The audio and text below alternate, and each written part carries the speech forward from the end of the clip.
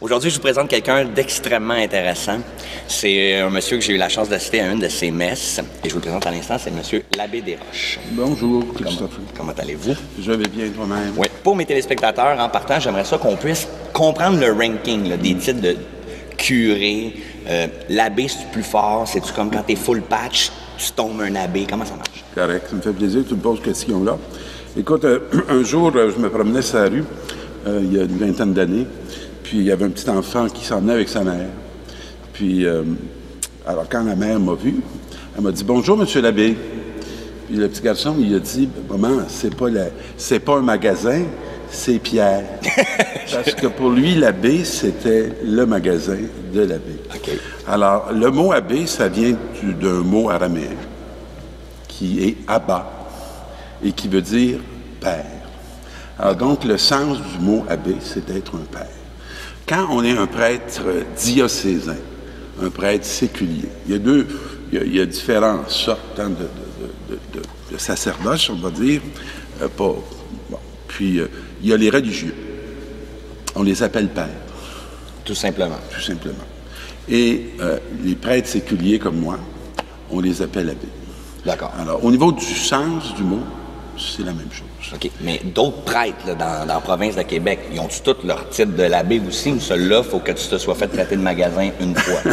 Quand on est prêtre, on va s'appeler soit père ou l'abbé. Okay. Ça va être un des deux. Okay. Aujourd'hui, le thème qui nous intéresse, on veut vraiment parler des 7 péchés capitaux. Premièrement, pour nous mettre en contexte, ça part de où? C'est-tu un premier qui a péché une fois, mais inventé les autres? Comment ça marche? Ouais. Ça, c'est sûr que les péchés capitaux, là, ça part avec le début de l'humanité. C'est pas compliqué. Y a pas à la base de tout. Ouais, on n'a pas besoin d'inventer ça, là. C'est dans le réel. Genre les hommes des cavernes, un qui pognait un mammouth, il le mangeait tout à lui tout seul. Voilà. Avarice en partant. C'est ça. Alors, on est déjà dans la gourmandise, on est déjà dans... Ils sont là, oui. Ils sont déjà tous là. Okay. Cependant, ils ne sont pas nécessairement nommés. Ça veut dire que, tu sais, quand on regarde la réalité, si on veut bien comprendre la réalité, il faut être capable de la nommer, puis d'affirmer les choses et de les dire. Et ça se fait toujours dans du développement. Alors, on peut dire que toute l'expression des 7 péchés capitaux, ça va nous venir de Saint Grégoire le Grand et de Saint Jean Cassier. OK. Parce qu'avant ça, il a fait quelque chose de pas correct, lui. Ouais, mais quoi? T'es pas correct, là. Fait que lui, le grand, il a décidé qu'il fallait lister ça, comme voilà. Les titrer pour qu'on puisse les identifier. Voilà. Puis, capitaux, ça vient d'un mot latin, dans le fond. Caput caputis. Les mots latins, je les trouve toujours le fun. Ça sonne bien. Je me ferais de tout dans latin. Ouais. Qui veut dire tête. OK. Ça veut dire que c'est les péchés de tête. Que quand tu rentres dans ce péché-là, il y en a un paquet d'autres qui vont suivre. Ça veut dire, il y a comme, on en fait un, puis normalement, ça en engendre d'autres. On pourrait pas juste se tenir à un. Là. Faire, moi, cette semaine, juste gourmandise. Semaine prochaine, on checkera ça. Ça découle. Ça découle. OK. Ben, ma question est simple. Y en a-tu des plus graves que d'autres? Si tu pars tout de suite en partant avec la gourmandise, allez, il est fait, c'est sûr que les autres embarquent. Y en a-tu des plus... Ben, on dit que le plus gros péché, là, c'est l'orgueil. C'est l'orgueil. C'est l'orgueil. L'orgueil, pour qu'on le comprenne bien, c'est avoir une certaine fierté par rapport à soi-même. Comment tu me le définirais? Alors, l'orgueil, c'est, dans le fond, c'est de se mettre au centre de l'univers, puis au centre du... Quand je pose des gestes, je peux améliorer la société dans laquelle je suis ou je peux détériorer la société dans laquelle je suis. Fait, exemple, si toi, tu étais très orgueilleux, puis tu décidais comme que il y a des gens que tu n'as pas envie d'inviter dans ton église, ça ferait comme qu'il y a des gens qui déserteraient, on en parlerait dans le quartier, l'église ne marcherait plus, puis que ça aurait des conséquences qui sont plus graves que de juste être orgueilleux en toi-même. C'est ça. L'impureté, c'est de ne pas utiliser les réalités dans le sens de ce pourquoi elles ont été créées. Okay. Exemple, si on parle de l'accouplement d'un homme et d'une femme pour engendrer la vie. Pour engendrer ça, c'est sa fonction de base.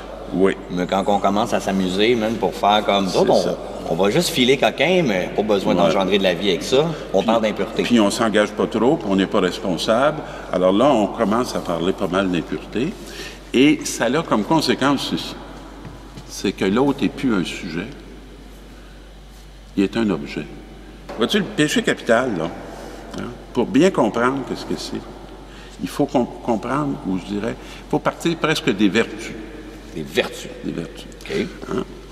Alors, une vertu, l'honnêteté. Bon, on aime ça, hein, les gens honnêtes. Oui, c'est toujours... Puis ça nous met en confiance, les gens honnêtes. Hein. Il y a quelqu'un qui va chez vous et dit « Oh, ben tiens, regardons ça, lui, il y a une mot juste de belle horloge, là, que j'ai pas les moyens de me payer moi-même. Alors, tu te revires de bord, il apprend, il la met dans son sac, puis il s'en va chez eux. » Ouais, puis là, si, mettons, moi, je veux me battre avec, je donne un rendez-vous au parc, je peux pas dire à quelle heure parce que j'ai plus d'horloge. T'as plus d'horloge. Ça va pas bien. Fait que, ouais, Alors, effectivement. Donc, qu'est-ce qui se passe? Tu viens de briser la relation. C'est quoi qui est le plus important? Une relation de confiance ou un objet puis de la matière? Alors, le péché, c'est toujours relationnel. C'est toujours en fonction d'une relation. Quand on est conscient qu'on est des êtres pécheurs et que la meilleure façon de vivre en paix avec nous-mêmes et en paix avec les autres, c'est de trouver le chemin pour rebâtir et reconstruire ce qui a été démoli, ben, alors là, on commence à découvrir le sens où on pourrait faire des line-up. Moi, Il faut arriver avant 11 h à l'église, là, comme c'est 2 pour 1, c'est hosties, même, puis il n'y a pas grand monde là, des confessionnels. Mais si on veut parler historiquement parlant, parce qu'on sait que l'évolution de la religion puis de son application, ça a évolué, c'est quoi les conséquences d'être un pécheur? D'être un pécheur? On s'en allait-tu directement en enfer? C'est comme un vol direct, pas d'escale. Comment ça marchait? Bon, fondamentalement, la conséquence du péché, c'est de te couper de la relation que tu as avec Dieu. C'est ça. C'est une rupture de relation. Quand on a parlé des péchés capitaux, on parlait d'un péché de tête. Oui. Donc, c'est être pris avec quelque chose de négatif. Comment est-ce qu'on fait pour se l'alléger? Ah, alors, vois-tu, la difficulté qu'on a à reconnaître qu'on est pécheur, c'est parce que nous, on pense que l'amour, c'est pas gratuit. Okay. L'amour humain, souvent, c'est pas gratuit. L'amour de Dieu, c'est gratuit. Ah ouais? Ouais. Lui, là, il met aucune condition de t'aimer. Je peux faire à peu près n'importe quoi, me comporter comme je veux, mais il va toujours me réaccueillir. Lui, il t'aime.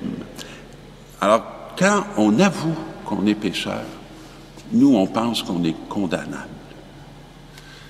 Mais comme l'amour de Dieu est gratuit, puis qu'on peut se montrer tel qu'on est, bien, on n'est pas obligé d'être une image. On peut être nous-mêmes. L'amour de Dieu nous autorise à être nous-mêmes. On n'a pas à se cacher. On n'a pas à paraître. Mais, et quand on reconnaît ça, ce n'est pas une punition qui nous attend. Pas du tout. C'est un accueil, puis c'est une reconnaissance. Moi, j'aimerais vous remercier, M. Desroches, de m'avoir accueilli dans votre église.